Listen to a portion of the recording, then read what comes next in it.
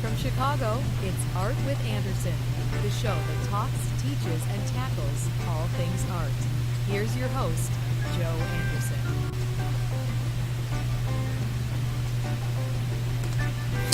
All right, welcome to Art with Anderson. We are going to be going over a really exciting thing for me. I hope you will indulge me with this one, but I was really excited to do this self-portrait. But I thought it was a great example of one of the first times I've been able to incorporate some new knowledge that I was able to get through a class that I was taking. But it's really about the landmarks of the face. Now, there's obviously going to be some other techniques that we won't be talking about. I'll make reference to them, but I've started to cover them in my other episodes. So if you're confused or you're wanting to learn more about the techniques of shading and choosing the right materials, I'd certainly be happy to go over those in more detail. So keep those questions in mind and feel free to ask them in the chat. But without much further ado, I'd like to welcome you if it's your first time, and those of you who are returning, thanks again. And I'm going to dive in. I just want to talk about, I'm going to be using Photoshop today to actually look at, let's see. I don't know if that actually transitioned, so sorry that was a ghost there. There might have been a problem with that, but hopefully you were able to hear me. But we're going to be using Photoshop today to be going over some of the forms and features of the face using this example that I just finished. I'm really proud of this self-portrait. So I'm going to be using Photoshop today in order to go over some of the forms in the face that are typically a little bit more overlooked. Yeah, I'm sorry we might be having some audio issues here, and I apologize. I've been doing a little bit of new setup in the studio here with a green screen. Okay. Looks like we're able to get all this audio. Sorry about that. All right, so without much further ado, I'm going to dive into our Photoshop setup here. And so the portrait that I did, I actually did this with regular pencil on toned paper. It was actually kind of funny because I put this up on Reddit and put it on toned paper, and somebody read it as on toilet paper, which in these days toilet paper is a precious commodity, so maybe it would make the art a little bit more precious. Excuse me. So we're going to take a look at some of these features. I'll zoom in just to talk about the way that it was made. There's a little bit of blending, but also a variety of pencils being used on this. So what you'll see is a lot of line work that follows the contour or kind of the surface that it's on. That helps create some of the illusion, but the main thing that we're looking for in portraits is not only the location of some of the features of the face, but also, a shadow or a highlight or a mid-tone. So a shadow is obviously something we're familiar with, but there's not always, there's kind of a really big scale or, like a mishmash of values in between. And so we'll be talking about how to look for those and locate them on the face. So we'll zoom out a little bit and just take a look at some of the basic features. And I'm going to be using my stylus or Wacom tablet pen. So if you're wondering on how to draw, some things on the face here, or, if you're using Photoshop at home, that's how I'm getting to do that. So a lot of people, when they start off with any type of drawing, they're focusing on something like this. What is the outline of this shape? Now, this is an important part of any type of drawing because you can think of it as a container for a lot of the information that we're drawing in a portrait. But it's not the only type of information that you need. It's best to start thinking of outlines in terms of less of what's inside, but its relationship to the outside space that you see. But since there's so much crammed inside, we need to start breaking up some of the forms and subforms within there. So we normally focus in particular on the points of interest on the face, especially, the eyes, which draw interest, Whenever we're communicating with somebody, we look them in the eye or at least close to it. And then we also have, the nose and then the mouth, because it's used in so much communication. Now, the mouth is a pretty complex form in itself. We'll talk about some of the muscles surrounding it and what the lips really are. And so this video will be a little bit technical, but I wouldn't say medical. It's more about, what are some of the things that show up on the surface of pretty much everyone's face. And it's really just a strategy to get you to look for certain shadows so you don't miss out on sketching them. Because we spend so much time in this triangle between, the eyes and the mouth, there's so much attention paid to even the nose inside that triangle that we ignore some of the other features of the head as well that make up that impression of somebody that we're seeing, and especially if we're trying to draw them. So I'm going to just back up here. Now we have this outline. I'll let you guys see that as together, but I want to start off by talking about the eyes because they're a really interesting form. Again, we focus specifically when you're drawing, like especially if you watch a drawing tutorial, you'll see somebody, and even me in the past, they focus on this right here, the iris. That's the colored portion, and then inside we have the pupil, which is actually, underneath that lens is a hole because your eye is hollow. And you can kind of think of this form, right? There is a full circle iris there. Depending how open your eye is, it can tell you about the state of the person you're drawing and can convey a lot about their mood and their kind of disposition. But what I want to talk about more is the structure surrounding the eye. So if we zoom out just a little bit, I'm going to be talking about a few really interesting things. What are some other recognizable forms, though? We have the eyebrow, but instead of thinking of that as just like hair, we actually have to think of that eye socket, the brow ridge. There's a bone underneath here, and that actually casts a shadow down here. So what you'll see, this is less hair than it is a shadow of that brow ridge hanging over this part of the eye, upper eyelid there. Now, it also goes inward. So, for example, your eyes are sheltered underneath that arch. So you're going to see a lot, almost like I could put kind of a dotted line here. Okay, that's your whole eye socket. Okay. Now, what's interesting about this line in particular is there's a name for it. It's called the infraorbital furrow. So, sorry, I have my notes over here. There's quite a bit of information. But you're always going to see some sort of line right here where it transitions from the rounder form of the eye assembly here and the bone and kind of like in transition with the nose. So you'll definitely see something there. And this is especially sensitive to age. So if somebody's older, you're going to see a more accentuated line. And then on top of that, you're also going to be able to see if somebody, maybe they've been crying, or maybe they have been, maybe they've been not sleeping very well, or stressed out. This is a very thin area of skin, so you'll see a more dramatic shadow there. And that's also why a lot of beauty products focus on either tightening up that skin or hiding some of the discoloration that can happen because it's so thin. Another furrow that you're going to see, if we kind of move down, is going to be this nasolabial furrow. Okay, and so naso obviously refers to the nose, and you can see that. So these two furrows here are generally available for us to see, and they mark what we call a plane change. So like, is part of the face, like for example here, this part right in here is a little bit darker than something like right here because the light in this picture is coming from downward up on my face. We'll talk about that in a second.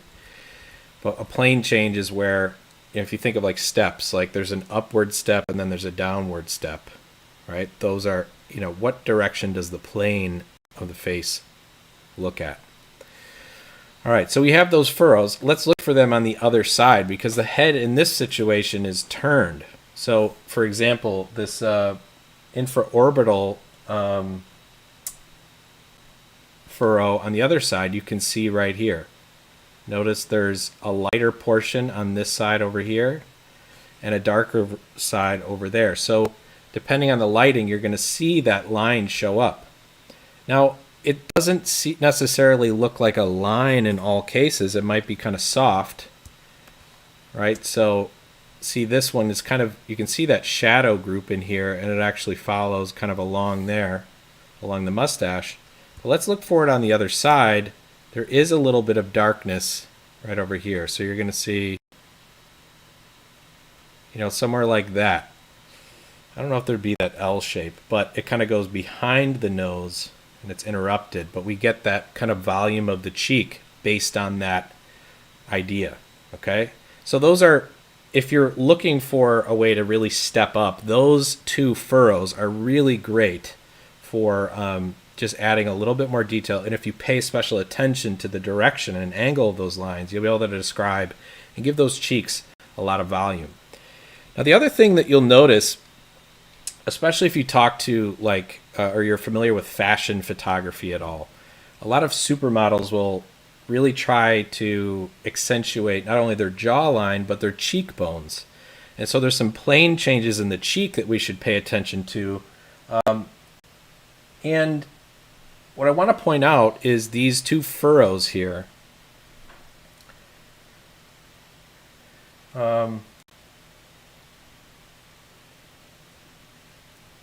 So what I was going to say is this, what they call the infraorbital triangle, is you can kind of see this triangular shape. It's kind of hidden by my glasses, but it kind of maps in over here. This triangle, thing is with it, is it's important because it'll either show a shadow or a highlight in this case because the light is coming upward. But that's a really mobile part of the face. It will change based on the expression. So if you're smiling, those muscles pull it up more, and it might kind of squinch those things together. You might see a more dramatic shadow down here. These are all pretty subtle, and that's part of the decision I made when I lit this thing. So let's talk about those plane changes, especially as they relate to lighting. So what I did with this portrait is I had some lights behind me, and then I had my paper in front of me on an easel like this. The light was bouncing off the white of the paper and then bouncing upward into my face. And the most notable way you can see that is this. You can kind of see this light that's hitting this plane like this. It's leaning forward that would normally kind of be in shadow, but it kind of gives this a little bit more ominous or kind of serious look, because it accentuates that brow ridge, okay? This is called the superciliary arch of the face, and it's a very prominent feature in certain people, but it's something to look for. Instead of looking at just the highlight, I want you to see the shadow that it projects. If you look closely over here, it's casting a shadow up into the forehead right there, right? So this area in shadow is actually providing the illusion that this is coming forward a little bit more. So those are ways you can use those gentle tones and shadows to help you push and pull some things, but it's a feature of the face that's often overlooked. Okay, now let's talk, because we referenced this triangle here, the infraorbital triangle. It's an important piece to just keep in mind. And it's easy to identify, especially if you can locate these two things, right? But what I want you to see, just like a normal portrait artist, you're focusing on the facial features, but in reality, when I drew this, I was really focusing on the side of the face that's in shadow. But those shadows tell us a lot, okay? So let's take a look. I'm going to draw a line that kind of follows the shadow as it goes down the face. I'm going to ignore the glasses for now, because that's kind of a whole nother level, right? So I would say all of this stuff, there's a very clear line down the face where to the left of it, it's in shadow, right?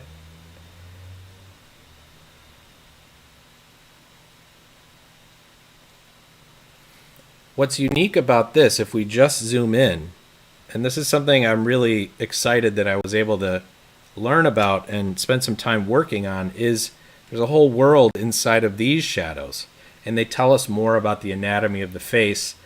But let's focus up here because I really like this part. Now, this is different for everyone. Their skull has a different shape, but this is the frontal eminence. A lot of times you'll see kind of like these orbs. Between men and women, it can vary, but there's kind of these eminences, these things that kind of pop out inside of the front of the forehead that can show you a lot of shading. So what's going to happen is a lot of these shadows, especially on the shadow side, you'll see that this is definitely a plane change. But what's helping you see that also is this line right here. I'm going to project it back and draw this shape over on the side of the head. Okay, so this is a really cool muscle in a plane of the face, of the head here. If you can picture it like this, it's a big muscle group that attaches to the side of your head. So that's the temporalis muscle. So it sounds like temple, right? If your temple's hurt, or if you've been chewing a lot. Let's say you're really stressed out and you've been chewing the same piece of gum all day and you get that kind of headache. It's because there's a big connection of mass, of muscle that attaches to the side of your skull and kind of pulls through what we call the zygomatic arch. We'll talk about it in a second. It goes underneath this zygomatic arch and connects to your jawbone down here. And that is pulling your chewing action. So if you stress that muscle out, it's going to pull, cause some stress. But what I really like about this, temporal area is that it shows us one of the sides of the face. It's actually one of the flattest parts of that skull. Let me back up a little bit just so you don't have to see too much chaos here. But what I want you to see is that there's a line here as it enters kind of the forehead. There's a plane change. So all the shadows on this side are going this way. It's much darker.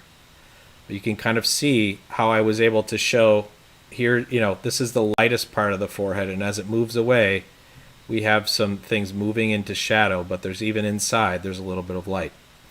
Now the other part I want to show you is, here's our brow ridge, right? It's hidden by the glasses. But notice that there's a little bit of a highlight. I would say it's not a highlight, it's just kind of a light shadow. But it's because the light is kind of coming in and bouncing up through those glasses and hitting the bottom edge of that, eye socket and upper eyelid. So we'll talk more about the eye and kind of circle back around in a little bit, but I want to show you more about those cheekbones because that's kind of got us there. So we have this temple, which is kind of the side plane of the head, somewhere around here. Okay, it's covered by hair, but it comes through in the forehead. Then we can think about, that brow bone here. But the key thing is that cheekbone. So the way that it works is it kind of comes through here, and it's different for everybody else. But the one thing you should keep in mind is there's a couple muscles in the cheek here. The main one that you're going to focus on is the masseter, and what else is there? I'm trying to remember. Modiolus. There's a couple really complex and really fine muscles, but I want to just point out there's a division in between them, and I want to point them out on this drawing.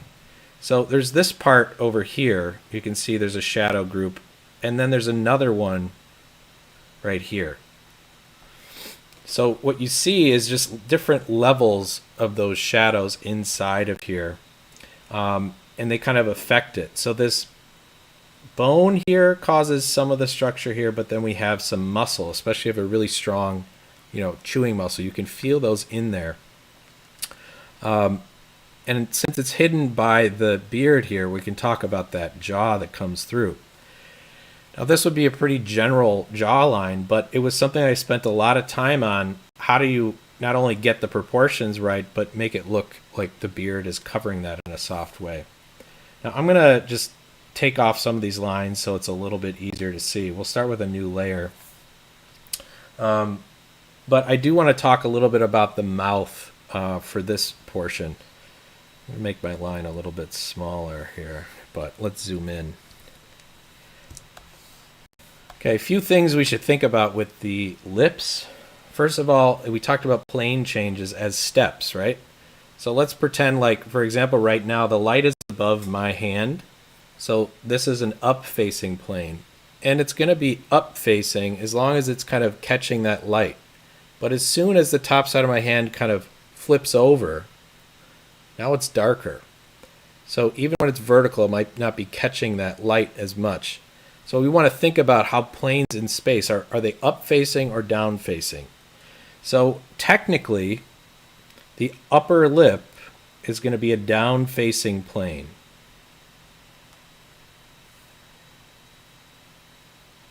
So what I want you to consider, and you may have seen this in one of my previous videos, it's a really delicate shape, and it's not flat in any way, but it's generally going to be facing downward, right? So in this case, since the light is coming from the bottom, it's catching light. The bottom lip is actually an up-facing plane. So what we see is that in this case, the lighting, since it's coming from the top, is darker than the top lip. It's a very subtle variation, and because in popular culture we're thinking about like lips as being red, and it looks like I just put lipstick on myself with this red pen, but you should definitely keep in mind that those lips are not only upward and downward facing, but they kind of roll gently into the other pieces of the face. So I'm going to undo these lines real quick so you can see that a little bit more. And we'll get into some of the more detailed versions. Okay, so the other part is going to be, these, like the corner of the mouth here, right? It typically goes upward slightly over here because it kind of rolls into the corner of the mouth. So one of the interesting things about that I learned from this class is what they call the modiolus. And that is, another word for it is the node. If you can kind of picture almost like a ball around here, just kind of past the corner of the mouth. If you think of that as kind of like a sphere, it's interesting because there's a bunch of muscles that connect right into this area because it controls so much movement of your lips and your mouth and your expressions. So what's interesting about muscles in the face is most muscles attach to bone, but in the face there's these very delicate muscles that attach to other muscles or different parts of the skin. So it's very interesting to see how that works, and the modiolus is one of the areas that connects a lot of those fibers, but it's also a beautiful place to look at some of the shadows that will definitely make your lips look much more realistic, and especially if you're trying to capture someone's emotion. So the mouth angle, like I said, I made a mistake and said that this points up. I will say that it points down. So this is actually called the mouth angle furrow. Okay, and then we have the modiolus. It's just a general kind of ball-shaped thing, but just keep in mind it's a three-dimensional shape. But then some of my other favorite things that you'll see, and I really worked hard to figure out on this drawing, if you kind of move downward, is going to be just underneath that lip, which is going to be the mentolabial sulcus. Pretty awesome word. And what that is Actually, I messed that up. It's a little bit lower. But what you'll see, especially with the chin, okay, picture this as kind of the fold in the chin. Let's move this up a little bit. So like if this area down here, is the chin in itself, picture this arch as kind of that transition from the bottom lip, which kind of comes out a little forward, and then it transitions down here. Now what's even cooler, in my opinion, is the pillar of the mouth. So you can almost see this line right here. It kind of connects with this sulcus. You can see that there's this rounded shape that pushes that bottom lip forward. So you can see the shadow that I put into there.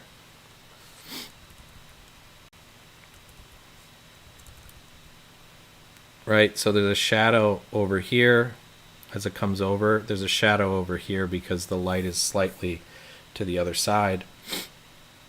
But that really helps that lip have more than just, that flat look that we gave it. But those, especially this sulcus, this transition, you'll a lot of times find some type of shadow transition there. It's a transition between upward facing and downward facing. Yeah, I definitely love that. A lot of these words are pretty silly.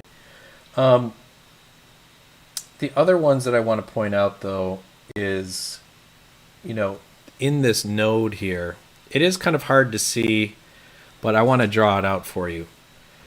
So where the two lips connect, this shape gives a lot of character, and it's unique to each person in a lot of ways. Okay, but there's typically in the center, it kind of comes to a point sometimes, and then you'll also see this highlight up here. So I think it's called the philtrum. It's kind of like that. I used to joke when I was a middle school teacher. It's like when you're a baby, your mom's stomach, when you're born, the doctor has to pull your pinky off of it. It's just this little depression in between your nose and your lip. But that kind of little shoot that kind of comes out there is called the philtrum. But a lot of times you'll catch that character of the top part of that lip. Sometimes I think it's sometimes called a Cupid's bow. But that gives that little depression in there. But keep in mind that it's actually a three-dimensional shape. So on the edge of the lip there, here you can see some light areas underneath even those whiskers. And that's how you're able to kind of create that plane change and start to look for how the light is interacting with it. Now the nose in particular, I won't go into too much detail, but there are some pretty key parts of it that you'll want to know. The key shadow that you're going to be looking for is as this kind of flare of the nostril comes around. There's typically going to be some sort of shadow there. And what is very difficult, especially for beginning artists, is drawing the nose because it requires an understanding of shading. And in certain lighting, it is very difficult to do, but I want you to really just keep in mind the structure of the nose so you can predict where some of those shadows or highlights are going to be. But one tip that I got when doing this drawing was make those shadows stronger than you think. In order to make something look like it's popping out at you, you have to have a dark next to a light to create that amount of contrast so your eye believes that it's coming towards you. So I want to draw your attention to this, kind of the ball of the nose here. Okay, the ball of the nose kind of comes into the bottom, and since it's slightly to the side, look at how dark this area is. There's kind of layers of darkness compared to this highlight. That's one of the brightest parts right here in the drawing to help it push forward and seem like it's close to you. And then I want you to think about this other plane down here. So notice that it's not just this round ball, it kind of integrates, and there's this really cool shadow that kind of points downward and gives it almost like a rectangle, a flat downward facing plane here, but it kind of, see how it's catching the light coming from underneath, and then it really wraps around. Here's the nostril. Don't think of the nostril as a flat hole in your face like a pig. It goes upward. So the thing is you're going to see this really elegant wrapping that goes over here. And see how it's lighter on this side and here? That's showing that like some of the light's still going up into that, and it doesn't get dark until that upper corner. You can see this nostril, because it's on the side, you really don't even see much. But again, like really focusing on some of those details for the nose, if you're willing to if you really want to, get good at shading, trying to draw these noses, it won't be a pleasant exercise, but it's definitely a real challenge. My dad is a big fan of drawing noses as well. So the thing is, like, whenever we're at a restaurant and there's crayons, he's always drawing really insane noses. I don't know why, but it's always a kind of inside joke. But it's also because they're very, very difficult to draw well. But keep in mind, there's a really strong shadow there. And you can see, even inside of there's a darker shadow there. The glasses make this a little bit more tough to do, but they also kind of frame the nose. So look at this shadow. It's also happening right along the edge of where the nose is at this turn. And then just keep in mind where the nose kind of attaches at the base. This is pretty subtle. But if you look at, this is almost like its own structure here. It's kind of coming out from the top lip. It's pushing outward this way. That's going to help you think about that central septum there, where it actually attaches to the top of your lip area, philtrum, right? Because it's kind of interesting.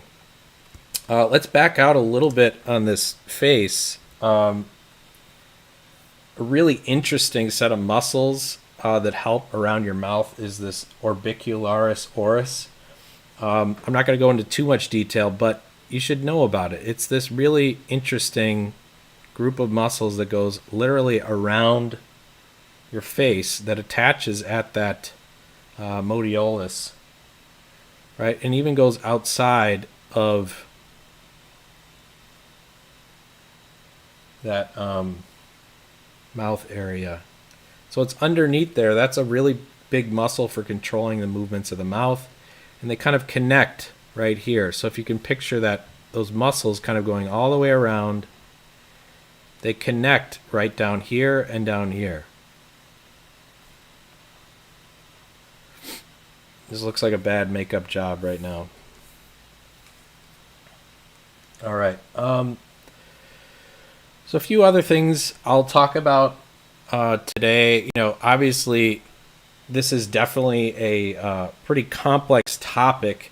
And whenever I share something like this with you, it's more just so you can start to look and start to see some of the deeper complexity. So when you take a look at a photo or a portrait, or you're just sitting across the dinner table with somebody and you see in lighting, you can start to notice this. It's a really interesting game.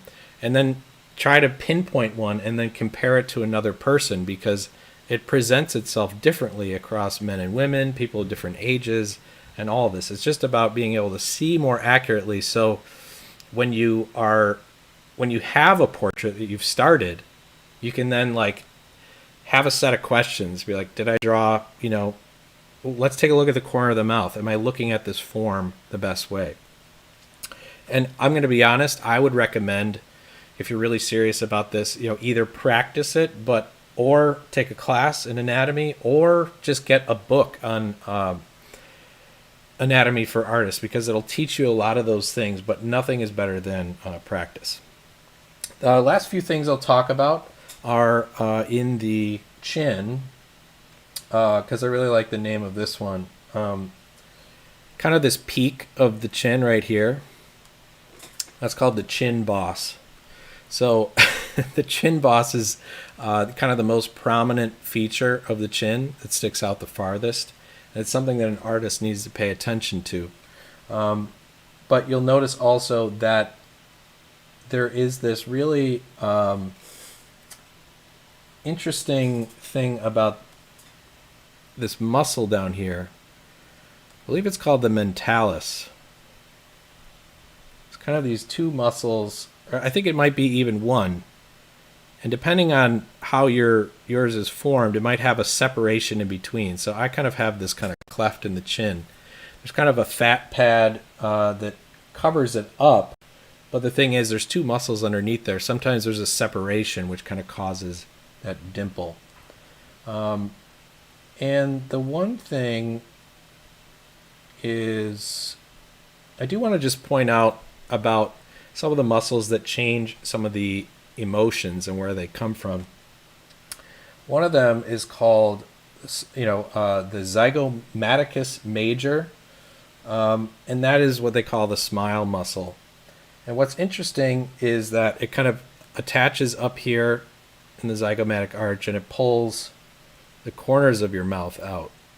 So you probably won't be able to see that directly. But one other thing I want to point out about the face is it's not just sitting still. It has a lot of emotion and a lot of things to communicate by the way that the muscles move. But the one thing you should keep in mind is that the muscle groups, let's say this thing pulls the corner of your mouth up. The key thing to remember about muscles is if you know where it's pulling from, the wrinkles happen at a perpendicular angle to that. So for example, if you smile and it pulls out this way, you're going to see wrinkles, technically would pull this way, right? So there are folds in the skin caused by those muscles moving. And with age, repeated contractions of those muscles kind of cause some wrinkles. And I'll show you that in my forehead, as ashamed as I am to admit it. You can see slightly up here that there is a reference to a wrinkle right like this. Part of the reason is I think it's actually 4 muscles called the frontalis. So there's a big muscle group up here that kind of attaches on your forehead.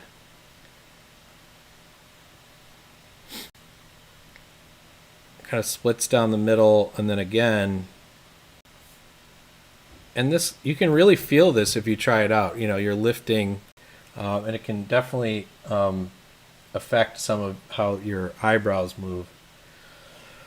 Let's see. But since it contracts this way, right? Thing is, it's going to cause those wrinkles to happen this way. So that's something else to look for. And then there's a couple other ones that you'll notice, especially when you're looking around kind of the nose area here. So when you talk about if somebody's like really mad, sometimes you'll notice there's kind of like a midline kind of fold right here, or some sort of depression, which I mean by like pushing in. I have a birthmark right about here. But the thing is you'll notice there's some kind of fold there. That is called the glabella, another fun word. But then when you think of kind of the differences, there's the root of the nose, which is kind of back here, and then the bridge is, imagine where the glasses are, right? It's slightly out from there. It's that bony ridge that's actually sticking out. The root of the nose is like the farthest point back.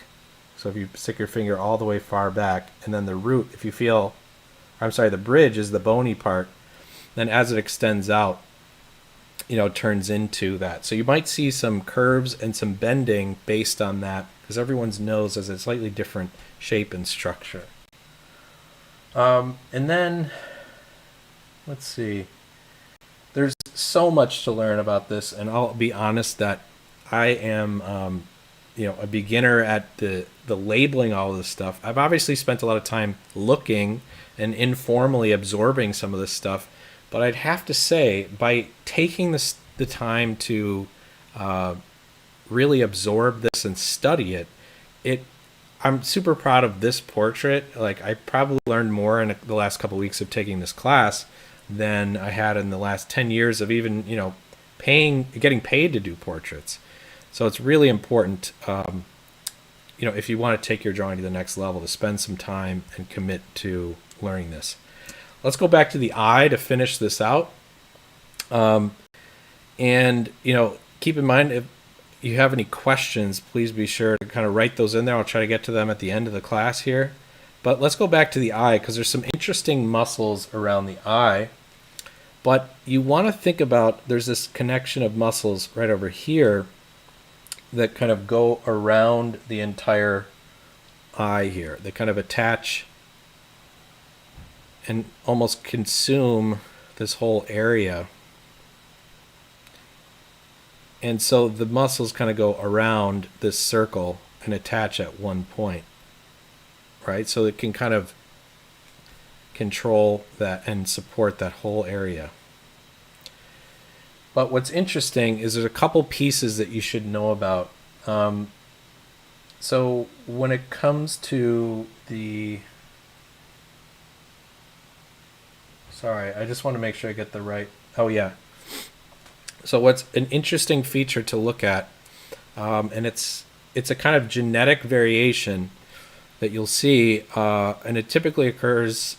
It does not occur in typically Asian ethnicities, but what you'll see in in a majority of other ethnicities is what they call the eye fold, the eye cover fold. And what that is, it's an extra fold right here that when the eye is open, you can see that there's this kind of extra area that is like a grouping of skin right here. So you'll see an extra shadow in there. And then there's this really cool, consideration when you think about what's going on with the eyes here. The eyelid, think of it as like a rubber band, controlling that top part of the eyelid. But then keep in mind there's a thickness to the eyelid. So what's going on here, you can see the top of this bottom eyelid. And that's what's kind of frustrating for beginning artists, is they just think of that eye as just like a line. Where does the eyelid end? Well, it's just a line. Actually not. I want to point this out. I'll even zoom in more. Let's even do a fresh layer so we can take a closer look. Thing is, not only is this a curved surface, right? Let's look at where the eyelid attaches to the actual wet part of the eye, right? So this is the outline. So we're seeing everything here is actually inside, the eyeball in particular. What's going on here, that's the corner between the top and the bottom eyelid. But what you'll see is this extra fold kind of creates this thing. It's almost like a three-dimensional shape, but it's sticking outward. And that's why it's casting a shadow. You can see it down here. So this is in shadow because that eyelid is actually casting a shadow downward. Okay, here's the top of the bottom eyelid, and then think about it this way. Here is the bottom structure of that eyelid. It's overhanging, casting a shadow, curving back into space. So there's a lot of complexity there, but if you challenge yourself to think of it as planes, like three-dimensional spaces that are up, down, or side facing, and they catch the light differently, you'll have a lot more success. And then don't forget to kind of look closely. I'm not an expert at the name of these, but where these things integrate with the corner of the eye, and then look at how this kind of smooths in, and then we're back to describing that whole shape, right? That intraorbital furrow and everything like that.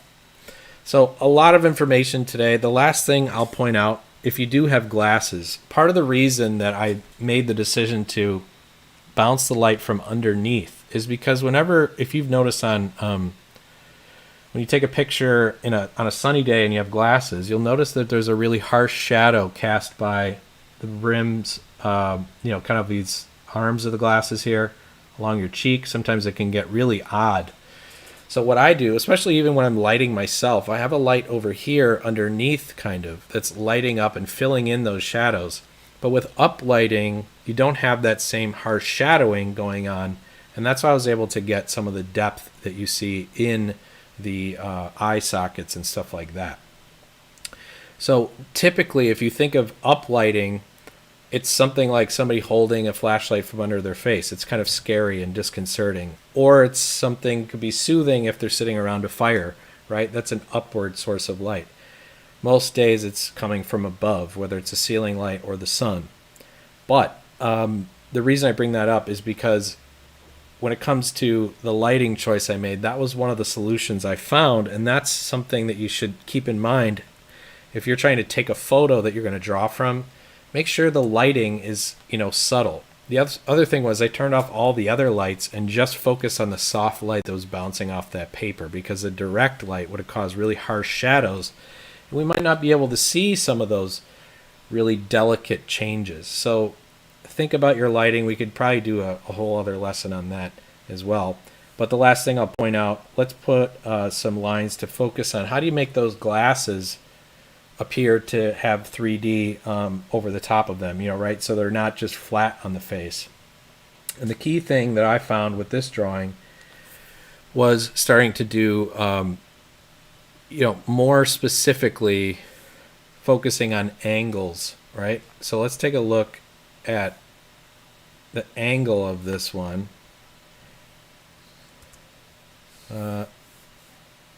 Sorry, I gotta see what's going on.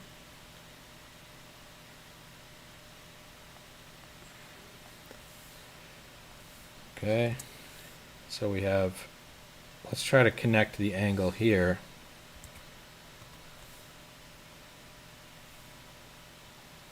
And if you watched any of my videos on perspective, you know that as something gets farther away, it gets smaller in appearance. So what I did is, if you can look that those angles are not perfectly parallel, they're angled, and the farther side is slightly smaller, it's in perspective. That's what's required to make that corner of the frame look a little bit closer to you as the viewer. But also you want to pay attention to where this angle goes into the the ear.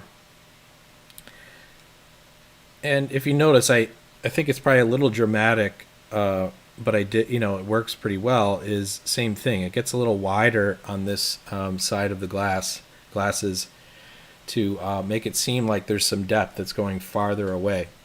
The last thing I'll say about this is if you're taking a selfie with your camera, odds are that the lens in that camera is a wide angle lens.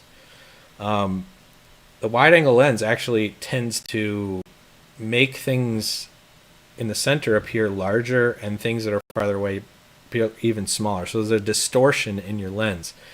So if you're going to try to do something that's really accurate, try to have a friend or a relative take a photo of you from at least 5 to 7 feet away, in the lighting, or use a timer to do that, because you won't get as much distortion on your face, because you might see some change in proportion, and there's some really cool studies on that you can check out online.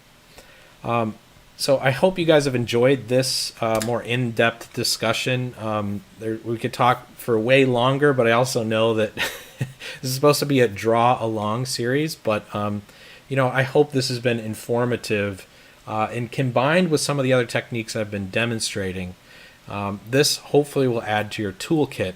And even if you're not drawing portraits, this will definitely be an interesting kind of internal game you play with yourself at your next party or even Zoom meeting or whatever you're doing during this containment. You can do it on me, but this will open up your eyes to a wide variety of landmarks to the face that will help you understand and even interpret some of the work that has gone into some famous art, but also, I think, make your understanding of form even stronger. So I really hope this helped, and I'm really happy that you were able to join me today. Look forward to another episode on Saturday. It won't be live, but it will be pre-recorded, and I'll have something ready for you guys. And I'm looking forward to that as well. And I want to thank you guys for joining today. If you haven't already, please like and subscribe. It's been Art with Anderson, and I'll hope to see you next time. Thanks so much for joining, and I'll catch you later.